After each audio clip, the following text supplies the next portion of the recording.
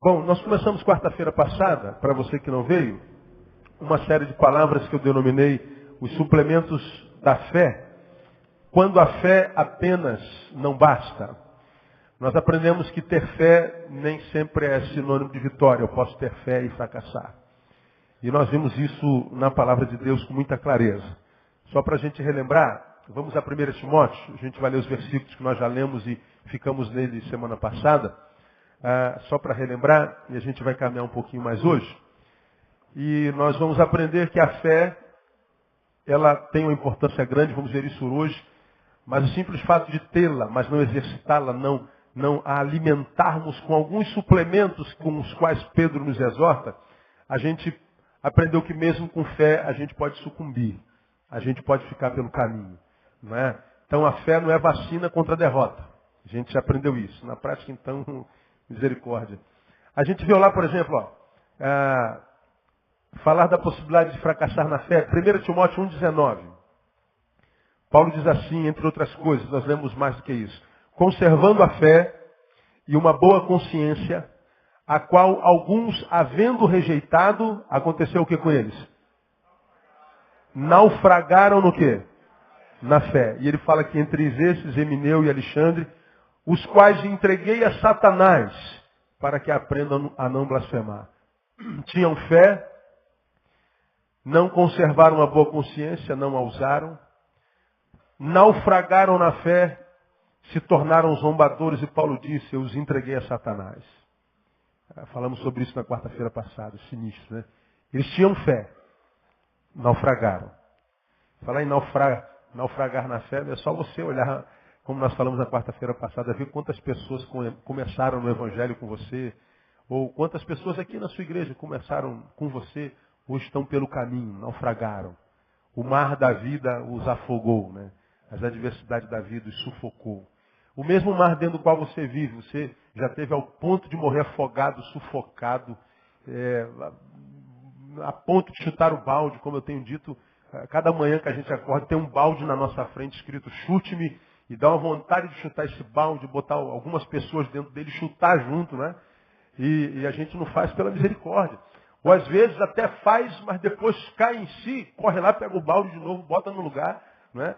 Mas a gente volta. Mas olha para o lado e vê quanta gente naufragou.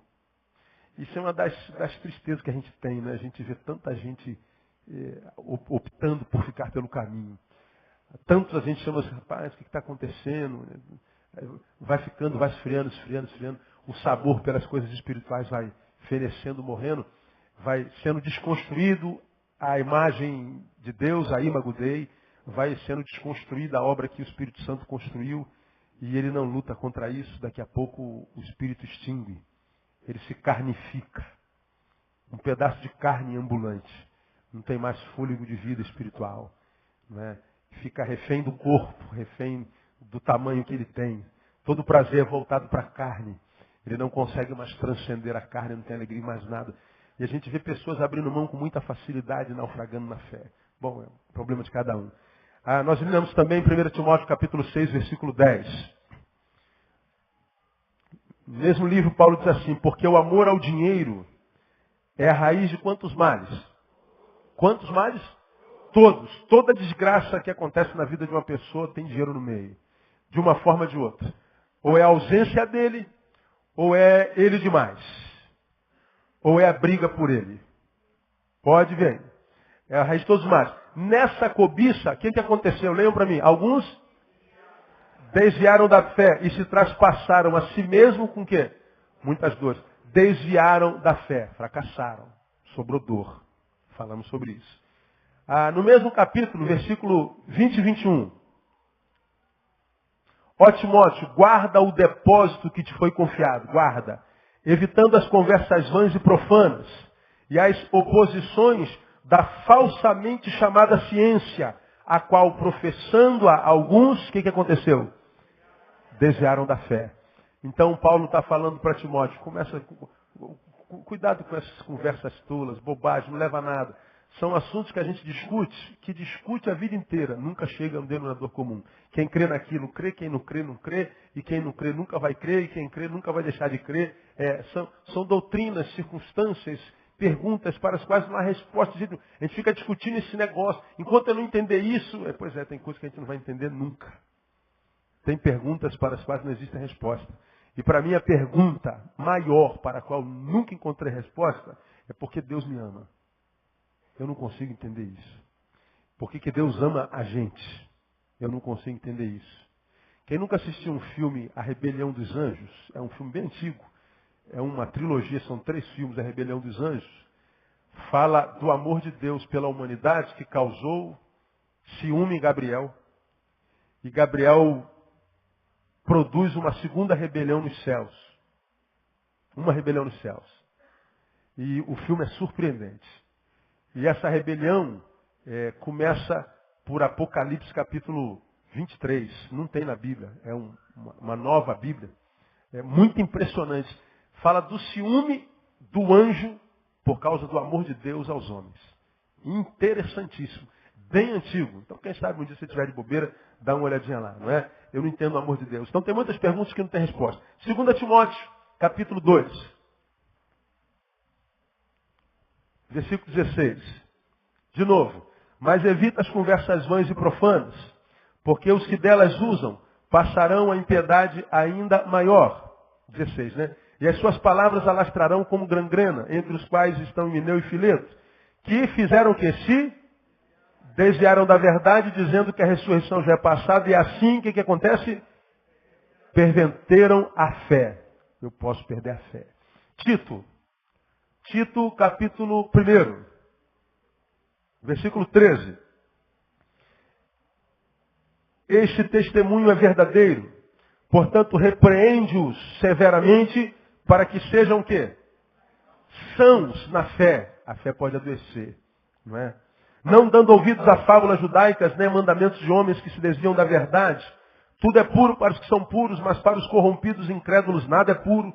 Antes, tanto a sua mente como a sua consciência estão contaminadas. Afirmam que conhecem a Deus, mas pelas suas obras o negam, sendo abomináveis e desobedientes e réprobos para toda boa obra. Reprovados na fé, reprovados na boa obra. Então ele fala que tudo é puro para os puros e impuro para os impuros. Então eu falei, toma muito cuidado com aquela gente que se diz crente, que acha que tudo é pecado, tudo, vive apontando o pecado dos outros.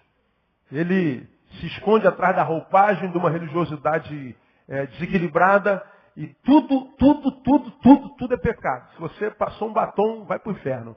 Botou brinco, vai para o inferno. Usou calça comprida, vai para o inferno. Tudo é do diabo, tudo é do diabo, tudo é do diabo. E ele então cria o gueto dele, ele vive ali chafurdado, escondido atrás da sua religiosidade, na qual Paulo diz assim, ó, a impureza que há na acusação desse homem, na verdade, é a impureza que há dentro dele. Tudo é puro para os puros, tudo é impuro para os impuros. E eu disse para você na quarta-feira passada, você que é membro dessa igreja, não se impressione com a santidade de ninguém. Não se impressione com a santidade de crente nenhum. Impressione-se com a humanidade. Impressione-se com a solidariedade, com os frutos humanos de humanidade. Porque quanto mais santo, mais humano. Quanto mais santo, mais solidário, mais gente boa. A santidade de Jesus é atraente, não repelente. Então quando você encontrar um crentão que impressiona todo mundo pela santidade dele, você que é minha ovelha, ouça seu pastor, não se impressione. Porque o verdadeiro santo não tem necessidade de aparecer. Ele não tem necessidade de impressionar ninguém. Ele é sal. O sal, quando é posto na carne, ele dá sabor à carne e ninguém o vê. Ninguém o percebe. Ele não precisa ser visto. Ele não precisa de glória. Ele não precisa de fama. Ele não precisa de tapinha nas costas. Ele não precisa de ascendência. Ele se satisfaz em transformar a carne na melhor carne que a carne possa ser. Quando a carne está com sal ao ponto, quem come aquela carne diz que carne gostosa. Ninguém diz que sal ao ponto. Quem foi que salgou essa carne? Ninguém diz isso. Toda a glória vai para a carne. O sal não precisa aparecer. Ele só precisa saber que ele está lá e que a sua influência foi positiva. E Jesus diz que vós sois o quê? O sal da terra. A gente não precisa aparecer.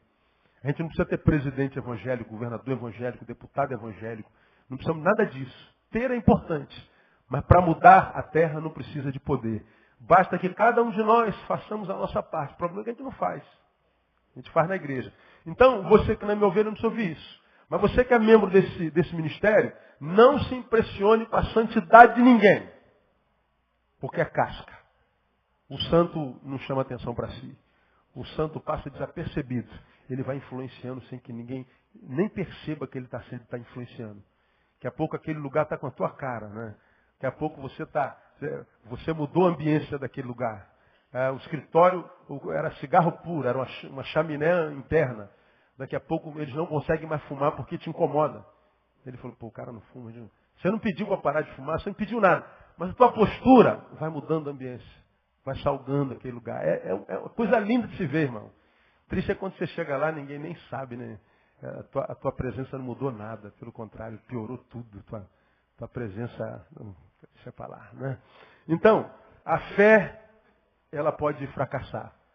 Hoje eu quero mostrar para vocês, nesses 25 minutos, qual é o maior problema sobre a perda ou o fracasso da fé. Eu estou aqui, tenho fé? Tenho. Amanhã eu posso não ter mais, posso estar caído aí. Porque para a gente cair, basta que a gente esteja de pé. Só isso, mais nada. Aquele que está em pé, cuide, não caia. Por quê? Se a gente cai, não quer dizer que a gente vai ficar caído. A gente pode se reerguer de novo. Mas todo mundo que cai e se machuca, cria cicatrizes. Ferem-se. E mesmo que essa ferida seja fechada, ela cria cicatrizes. E essas cicatrizes nos acompanharão até o fim da vida. E uma perna, um braço curado com cicatriz, nunca jamais será igual a um braço sem cicatriz nenhuma. Quer ver uma coisa? Se eu pergunto a vocês assim, Pedro, pensa em Pedro. Quando você pensa em Pedro, fala assim, o que você lembra em Pedro? Negou Jesus. É a primeira coisa que a gente lembra. Judas Iscariotes traiu Jesus. Tomé, incredulidade. Agora, a vida de Pedro foi resumida a uma negação de Jesus? Judas só fez isso, traiu Jesus? Tomé só foi incrédulo? Você já aprendeu que para mim Tomé é o melhor personagem da Bíblia Sagrada? Sou fã incondicional de Tomé. Mas por que a gente só se lembra do pecado? Porque o pecado deixa cicatrizes que a gente não consegue mais tirar da nossa história. E às vezes tira a credibilidade na hora de pregar, na hora de fazer, na hora de ser. Até a nossa credibilidade a gente tira. Né? Atendi alguém cujo casamento acabou. E ele não teve nada a ver com isso. Eu sou testemunha disso. Um pastor. E de uma forma muito constrangedora. E uma das palavras dele, e a pergunta foi, pastor, o senhor acha que eu ainda tenho moral para pregar? Uma vez que a minha família acabou? Eu falei assim, meu brother, eu estou para ver um pai igual a você, meu irmão. Tem 3 filhos. Ele não é pai, ele é pai. Pai e mãe ao mesmo tempo. Nunca vi alguém tão voltado para a família, mesmo tendo o que ele teve. Então, cara, você é exemplo de esposo, você é exemplo de pai, você é exemplo de pastor. E a despeito do pecado da sua esposa, você tem moral para pregar. E eu ouviria você falando sobre família com tranquilidade. Os olhos encheram de lágrimas. E ele falou, se você está falando aí, eu acredito. Acredite. Acredite. Você não tem nada a ver com o que aconteceu com a sua família. E não tem mesmo. Tem mesmo. Agora, porque houve uma ruptura, ou seja, uma ferida, essa ferida tira de nós mesmos a credibilidade a nosso respeito. Por isso quem está em pé, cuidado, não caia. Então, fracassar na fé traz em si algumas consequências graves. Por que eu não posso fracassar na fé? Efésios capítulo 2. Volta um pouquinho aí do que a gente está lendo, algumas paginazinhas. Por que eu não posso fracassar na fé? Temos tantos novos convertidos, nossa igreja ela tem mais gente nova do que velha. E é bom que saiba disso. Efésios capítulo 2, Você conhece de cor, você que é crente antigo, conhece esse texto de cor e salteado. O que está escrito lá? No versículo 8. Porque pela graça sois o quê? Salvos. Por meio do quê? Da fé. Isso não vem de vós, é dom de Deus. Não vem das obras, para que ninguém se glorie. Então, nós somos salvos pela graça. Amém ou não? Qual é o meio pelo qual a graça chega até nós? Por meio da fé. Por que eu não posso sucumbir na fé? Porque é pela fé que eu sou salvo. É pela fé que eu sou resgatado do reino das trevas e transportado, como diz Paulo, para o reino do seu amor. O caminho do reino das trevas para o reino do amor de Deus é a fé. Se eu perco a fé, eu estou inapto para o reino do amor. Eu estou suscetível ao reino das trevas. Eu não consigo a salvação. E a salvação, quando a Bíblia fala sobre ela, não é essa salvação que a maioria de nós evangélicos crê, não. Para a maioria de nós evangélicos, a salvação é simplesmente ser tirado do inferno e jogado no céu. A gente tem essa visão fantasmagórica de salvação. Porque isso começa no nosso conceito de evangelização. Desde garoto, eu sou criado no Evangelho, a gente ouve assim, nós precisamos sair para ganhar o que para Jesus? Ganhar almas. Precisamos ganhar almas. Precisamos amar as almas. Precisamos salvar as almas. Pô, e eu questionador ia crescendo, ganhar almas. Almas, só se fala em almas. A gente precisa ganhar almas para Jesus, é tirar almas da mão do diabo e colocar na mão de Jesus. Isso é salvação. Mas peraí, o que é uma alma sem corpo? É um fantasma. O que é um corpo sem uma alma? Um defunto. O que é um corpo com alma? É um ser vivo. É um ser humano integral. Portanto, salvação não é um prenúncio, um predicativo só para a alma, é também para o corpo. Porque a Bíblia diz que quando a queda se estabeleceu, diz que toda a criação foi alcançada pelo pecado. Não foi só a criatura.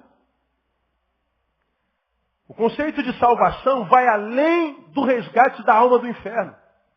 Salvação entra na dignidade ao ser humano, na saúde ao corpo, na significância ao ser e na restauração do planeta. Quando o profeta desobediente foi mandado a pregar em Nínive, ele foi para Tarsis, não teve jeito. Foi pelo transporte de Deus, peixe e vomitado, chegou lá. Quando Deus tem que fazer, ele faz. Ele pegou o pior sermão da vida dele. Arrependei-vos! Senão vão queimar no inferno, raça de víbora. Ele pregou com raiva. O pior que aconteceu, todo mundo se converteu. Agora, quem se lembra da realidade do contexto? Eu não vou ler para a gente ganhar tempo. O rei se converteu, o país inteiro, 200 mil almas se converteram.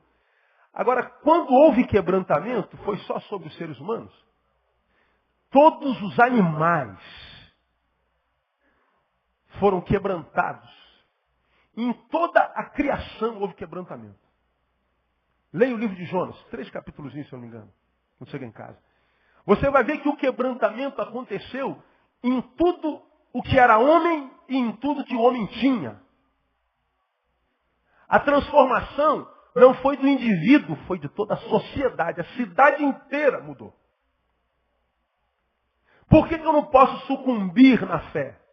Primeiro, porque eu posso não ser alcançado com a salvação. E se por acaso já sou salvo, não creio na perda da salvação, porque uma vez que eu estou na mão de Deus, ninguém pode me tirar de lá. É no que eu creio. Um dia a gente fala sobre isso. Mas eu posso, a despeito de ser salvo, não colher os frutos holísticos, integrais dessa salvação. Eu posso ser alguém que quando morrer, vou para o céu, mas enquanto não morro, vivo no inferno. Que quando morrer, estou salvo pela graça, mas enquanto vivo, vivo uma desgraça. Salvo. Lembra Davi depois do pecado? Ele escreve o Salmo 51 e diz assim, Senhor, torna a dar-me o quê? A alegria do quê? Da salvação. Ele está dizendo, Senhor, devolva a minha salvação. Não, ele não acreditou que perdeu a salvação. Ele falou, Deus, eu acredito que eu sou salvo a despeito do meu pecado, a tua graça é sobre mim. Mas torna devolver-me o quê? A alegria. Eu sou salvo, mas não tenho a alegria da salvação. Eu sou salvo, mas não tenho os frutos dessa árvore salvífica. Eu sou salvo, mas a minha qualidade de vida é ímpia. É de ímpio. É de gente que não te conhece. Aí, para quem tem coragem de ver, não se esconde atrás da religiosidade, pega os cristãos que você conhece e esquece o discurso deles. Esquece os aleluias, os glória a Deus, os retetés, as roupagens. Esquece o exterior, as quantas vezes vão para a igreja e vê a qualidade de vida da família dele. É família dele. Vê a vida relacional, social, financeira, a vida emocional, a relação dele com ele mesmo. Vê se os olhos brilham de alegria, vê se tem aquele rio de água viva, brotando, de paixão pela vida e querendo viver 200 anos. Eu encontro muito pouca gente isso, irmão. A gente encontra o crente, como é que está, irmão? Na luta, né, pastor? Sabe como é que é? Vive assim, meu servo do Senhor, vive assim na batalha, né? O diabo é furioso. O cara vive com o diabo na cabeça, como eu falei domingo retrasado. Irmão, quem foi salvo pela graça de Deus, tem alguém dentro de si que é muito maior do que aquele que está no mundo. O crente verdadeiro não pensa no diabo, ele pensa em Deus. Eu não vivo para não pecar, para dar legalidade ao diabo. Eu vivo para acertar, para agradar a Deus. O diabo não passa pela minha cabeça, eu não penso em diabo nem 10 segundos no dia. Anda na presença de Deus, anda com Deus na cabeça, anda numa vida íntegra, que o diabo não toque em você. Esquece o diabo. Aí você vai, mas esquecer o diabo é dar legalidade. Não, dar legalidade para ele, irmão, é andar com ele na cabeça o tempo inteiro, com medo dele. Porque está escrito, irmão, que aquilo que a gente teme é o que nos acontece. Aquilo pelo que é um homem vencido, disso se torna escravo. E eu estou aqui na noia de não pecar porque o diabo me toca, o diabo destrói minha família, o diabo destrói meu emprego, o diabo rouba minha alegria. O diabo está com o diabo na cabeça, está traindo o diabo. Agora, quando você é liberto disso, se eu fui livre da cadeia, eu não vou ficar aqui pensando na cadeia. Deus me tirou de lá e eu fico aqui. Né? É aquele pessoal que a vida desenvolve para lá. Você já me viu pregando sobre isso aqui. Então é para lá que a gente tem que ir. Só que tem gente que está vivendo, foi liberto e vive assim, ó. Está indo, não está? Mas olha a cabeça, olha a visão. Está lá no Egito. Está lá no Egito. Poxa, Moisés, foi para isso que tu nos tiraste do Egito? Para morrer de sede aqui? Lá pelo menos tinha água, nem que fosse água suja a gente tinha para beber. O povo miserento era aquele povo lá. Aí Moisés batia na rocha, bebe água aí miserável. Aí ele bebia. Aí chegava no outro dia, Moisés, foi para isso que tu nos tiraste do Egito, para morrer de fome aqui? Aí daqui a pouco voava codorna, galinha, e caía tudo no quintal, eles comiam galinha. Aí no outro dia, foi para isso do Egito, para morrer de fome aqui, aí na manhã amanhecia pão na terra, e o povo comendo e o miserento do povo reclamando. Sempre pensando no Egito. Agora, lembrem, milhões de pessoas saíram do Egito. Quantos entraram na terra prometida? Dos que saíram do Egito? 2. Deus caminhou 40 anos na tentativa de tentar ensinar aquele povo a olhar para frente e não ficar olhando para o Egito. E o povo não aprendeu. Você já aprendeu aqui que aquele trajeto de 40 anos do Egito a Canaã era um trajeto que podia ser feito entre 3 e 4 meses.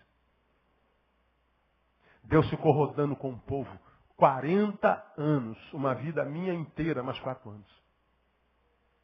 E aí as gerações morreram, dos que saíram, 2 entraram. Por quê? Porque o povo não aprendia. Ele saiu do Egito, mas o Egito não saiu dele. Então por que eu não posso perder a fé? Porque por ela nós somos salvos. Só que a salvação não tem a ver só com o resgate da alma do inferno. Não, irmão. Você tem Jesus no coração? Quem tem? Diga, eu tenho. Glória a Deus. Pronto, pode morrer, irmão. Morra à vontade. Pode morrer. É um fato aqui agora, você vai morrer. Não tiver dinheiro para enterrar, a igreja paga teu enterro também. Pode morrer, você vai para o céu. Agora, enquanto você não morre, o que essa fé serve? Essa fé serve para dar dignidade a você, para te ensinar a sonhar, ensinar a ser um ser humano como ser humano tem que ser gente como gente tem que ser. Essa fé existe para te dar sabedoria, para saber com quem se relacionar, com quem não se relacionar, saber como sonhar, com quem compartilhar sonho. Ser um ser humano que vale a pena ser. A salvação não é só o resgate do inferno, é o resgate da mediocridade. É o resgate da carnalidade, é o resgate de si mesmo. Ser salvo é mais do que ser livre do diabo, é ser livre de si mesmo. Então a salvação não é um direito meu, a salvação alcança o meu cachorro, alcança a planta do meu jardim, toda a criação. Toda a criação. Por isso que o salmista dizia, bem antes disso, bem-aventurada a nação, o quê? Cujo Deus é o Senhor. Quando o Senhor alcança uma nação pela fé e pela salvação, toda a nação é abençoada. Existe justiça social, existe reforma agrária, existe solidariedade, existe respeito. Salvação é mais do que ser tirado do inferno, é ser posto numa vida digna. Quando eu perco a fé, eu estou abrindo mão dessa dignidade. Sou salvo, posso morrer à vontade, mas não conte com a vida. Não conte com a decência, não conte com a autoestima. Não conte com a vida da qual você se orgulhe. Por isso que eu não posso fracassar na fé. Quando Paulo fala do fracasso na fé, está falando disso. É por ela que nós somos salvos e salvos de nós mesmos. Porque muitas vezes nós somos um Satã pior do que o diabo na nossa vida, né? Por isso que Jesus disse, se alguém quer vir após mim, quer que isso seja bom para você, então, muito bem, negue-se a si mesmo. Porque vir após mim sem se negar é vir após mim à toa, mesmo que seja após mim. Não vai adiantar nada, mesmo sendo atrás de Deus. Negou-se a si mesmo? Não. Não está liberto de si? Não foi salvo de si mesmo? Não. Então vai ficar assim. Uma aparência. Todo mundo vai dizer que benção que é essa irmã. Que benção que é esse irmão. Ou esse irmão quando ora eu me arrepio. Ou essa irmã é uma profeta maravilhosa. Quando ela ora eu caio toda vez. Uma benção. Todo mundo vai ter um conceito maravilhoso de você. Mas você nunca terá esse conceito maravilhoso de si mesmo. Porque você sabe que é uma farsa. Nunca se impressione com a espiritualidade de ninguém. Impressione-se com a humanidade. Porque uma das marcas da salvação é a devolução da nossa humanidade. Lembrem, nós não somos um ser humano buscando ser espiritual. Nós somos um ser espiritual buscando ser humano. Nosso papel na espiritualidade é nos humanizarmos. A humanidade foi o que a humanidade perdeu. E a espiritualidade devolve isso a gente. Por que, segundo eu, não posso perder a minha fé? 1 João capítulo 5. Lá no finalzinho, não é evangelho, é epístola, lá na frente. 1 João capítulo 5. Um pouquinho antes de Apocalipse. Então, Efésios 2,8 fala que por ela somos salvos. Então, isso é a ação da fé pós-morte. Agora, 1 João capítulo 5.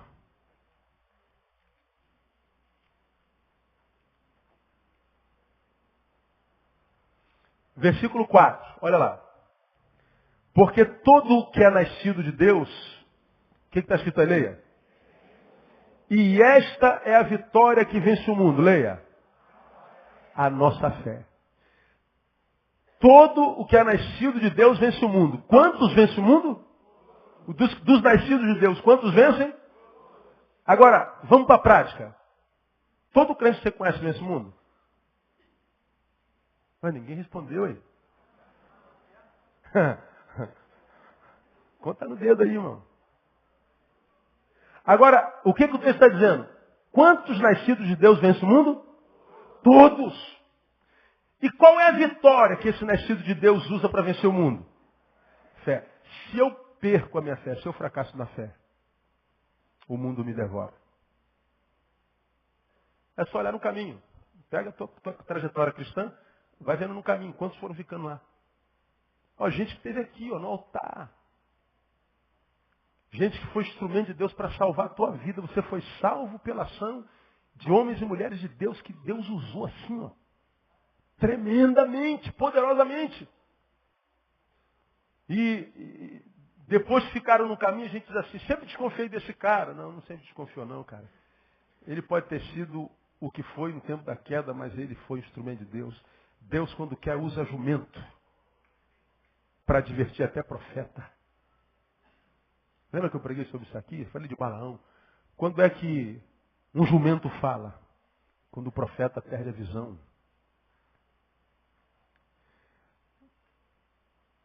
Balaão não conseguia ver um anjo que estava na frente dele para cortar a cabeça dele. Porque ele foi contratado financeiramente para amaldiçoar o povo de Israel. A respeito de que ele teve que dizer depois, olha, contra Israel não vale encantamento, bobo. Não perde tempo botando o nome do crente na boca do sapo. Não perde tempo botando o nome do crente na boca da coruja. Contra Israel não vale encantamento, bobagem. E ele estava no jumento indo para amaldiçoar o povo, tinha um anjo na porta da entrada da cidade para arrebentar com ele.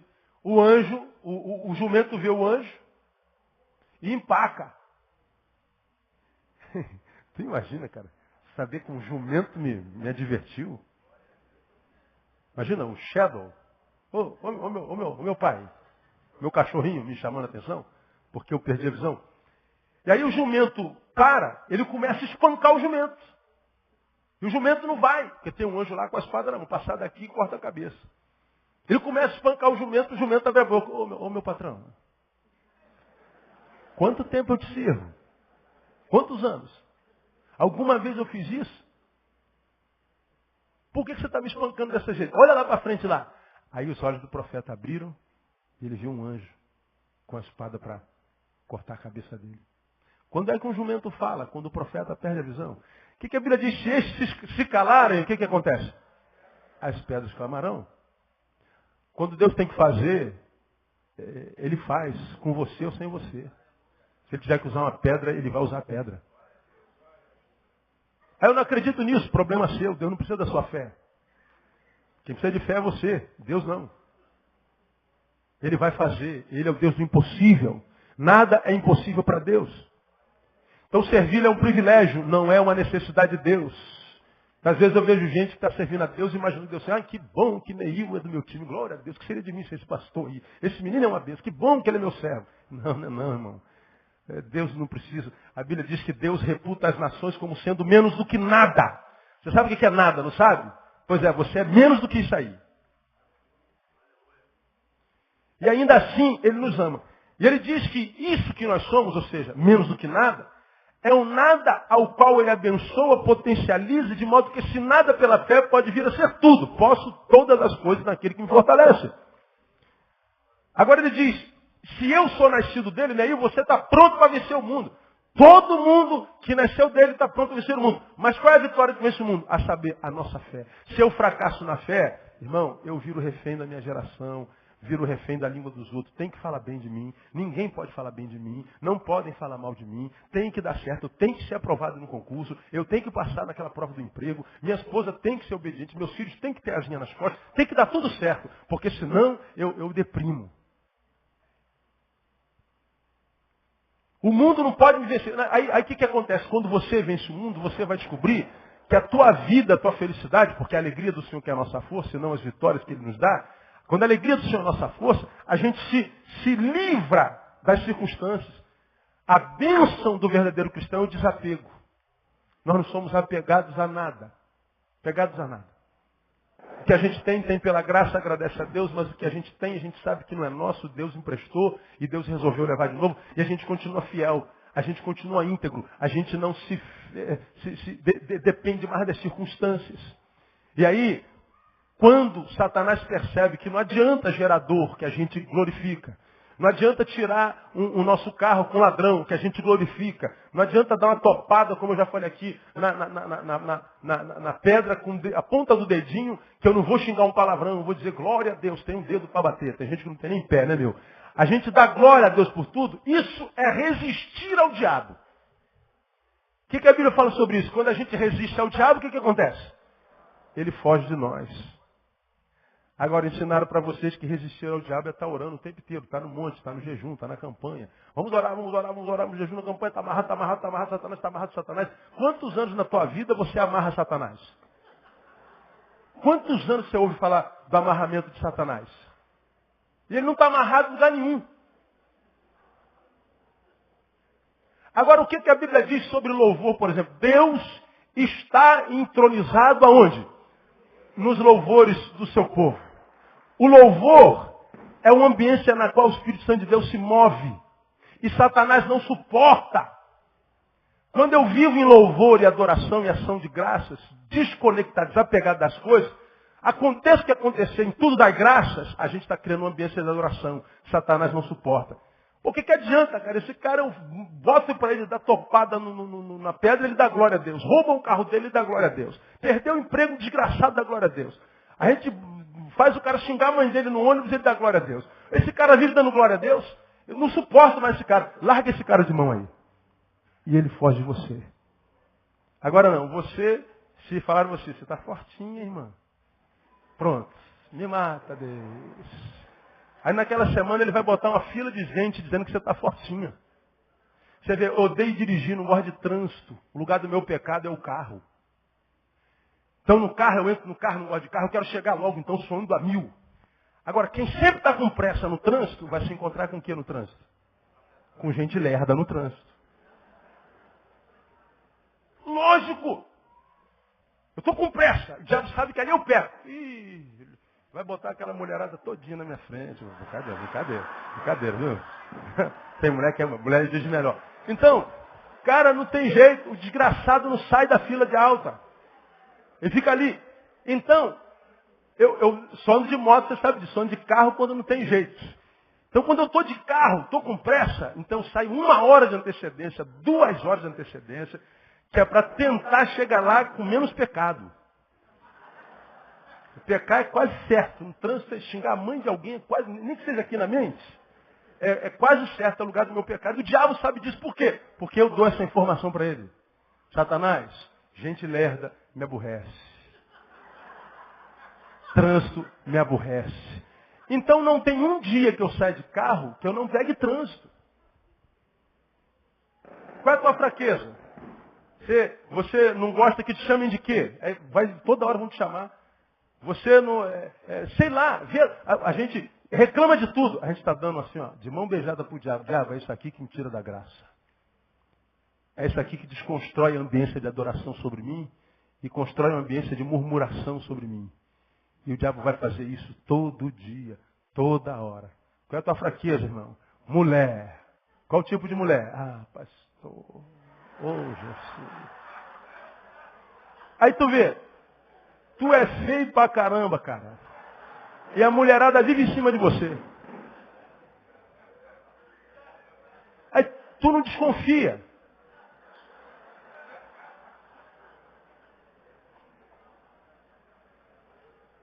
Aí você fala assim, se olha no espelho, cego. Vê se é você mesmo. A gente não sabe, a gente dá de bandeja a nossa fraqueza pro diabo. A gente sabe no trabalho o que nos aborrece. Cara, só vai dar aquilo. Agora, quando a gente, a despeito do que acontece, diz, em tudo dai graças, essa é a vontade de Deus. O Senhor o deu, o Senhor o tomou. Bendito seja o nome do Senhor. Rapaziada, esse cara aqui não adianta não, que esse cara dá glória em tudo. Não aguento mais ouvir glória desse desgraçado aqui. Vamos para aquele lá, taca aquele lá murmura de tudo. Aí você vai ver que o diabo, ele te esquece. Ele te mira e te erra. Aí, para explicar, para você não fantasiar demais, me esquece. Esquecer é dizer não que ele tirou você da sua lista, mas é porque você vai ver menos a opressão dele na sua vida. Ele vai até jogar os dardos, mas você está com escudo na fé.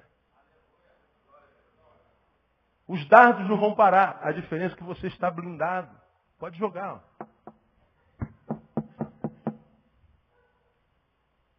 O que você faz quando você tenta, muitas vezes a mesma coisa não acontece? Você para, não tenta mais. Você está blindado. Por que eu não posso perder a fé? Porque por ela vencemos o mundo. Somos salvos, é o efeito da fé pós-morte. vencemos o mundo. É o efeito da fé antemorte. Por último, Hebreus 11:6. Não precisa ver o que você sabe de fé. Sabe de qual? Sem fé é o quê? Impossível. Sem ela, não há como agradar o nosso noivo. Portanto, não há como ser uma noiva amada, que gera alegria no nosso amado. Não tem como viver uma relação com o amado da nossa alma sem fé. Por que eu não posso fracassar na fé? Por causa disso. A minha fé precisa de suplementos. Aí na quarta-feira que vem a gente entra nos suplementos. Está em 2 Pedro capítulo 10, que nós lemos na semana passada. 2 Pedro capítulo 1 de 1 a 10, que a gente não vai ler, já lemos semana passada. Nós vamos ler que Paulo diz, acrescentai à vossa fé. E ele diz o que a gente tem que acrescentar. Então, você vai lá 1 Pedro capítulo 1, nós vamos estudar cada coisinha que Pedro diz que a gente tem que acrescentar. Cada uma, vamos falar de cada uma. Cada quarta-feira uma palavra. Semana que vem, acrescentai à vossa fé virtude. Então, quarta-feira a gente só fala sobre virtude. O que é virtude? Qual o problema da virtude? De onde vem virtude? O que é virtude? Eu vou virtualizar vocês todinho na quarta-feira que vem. Então, a gente vai ver que a fé só nem sempre basta. Pedro está dizendo, vocês têm que suplementar, suplementos da fé. E a gente não pode perder a fé, por isso que eu mostrei para vocês. Sou salvo não só do inferno, mas de mim mesmo. Sou salvo das circunstâncias. Sou salvo da mediocridade. Sou salvo da religiosidade. Sou salvo de tudo. Não sou cadeia, não me conhece mais. Segundo, porque eu venço o mundo. Todos têm direito, se nascerem em Deus, de vencer o mundo. Você não precisa ser vencido. A gente vence. A gente vence. Só que tem que ter fé. E segundo, a gente agrada a Deus. Deleita-te também no Senhor. E Ele te concederá o que deseja o teu coração. Né? Deleitar é tomar leite. Né? O salmista fala dessa visão quase materna de Deus. Mama nas tetas de Deus. Escandalizou, né, irmão? Mas é exatamente o que está lá. Exatamente está lá. Deleita-te também no Senhor. A gente vê a cara de uns crentes assim, ó, com a cara feia, né? Não gostei não. São os defensores de Deus, né? Defensores de Deus. É engraçado, o crente é muito engraçado. Mas é exatamente o que está lá. Deleite. Deleitar. Quando o seu filhinho mama nas suas tetas, mãe, ele está se deleitando. É o melhor momento do dia para ele. Sem o qual ele não tem muitos dias. O Senhor está dizendo, deleita-te também no Senhor, e Ele te concederá o quê? Deseja o teu coração. Primeiro ele diz, se você se deleita nele, ele vai te ensinar a sonhar certo. E se sonhar certo, tudo que você sonhar, porque você se deleita nele, ele vai conceder. Quem não quer um negócio desse aí, irmão? Direito seu em Cristo Jesus. Que ele te capacite a viver essa vida, amém? Quarta-feira que vem a gente está de volta. Vamos aplaudir o Senhor.